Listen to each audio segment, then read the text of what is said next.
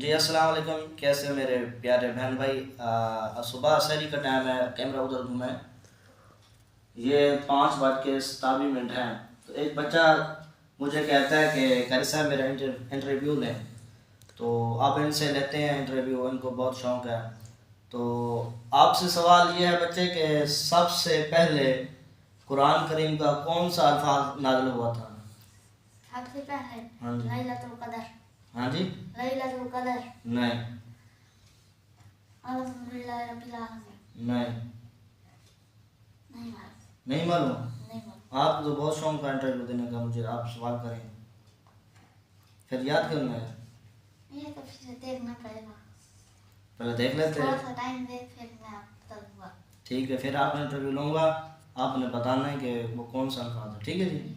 आपने कमेंट के अंदर बताना है कौन सा वो अल्फाज है जो सबसे पहले नाज़िल हुआ था।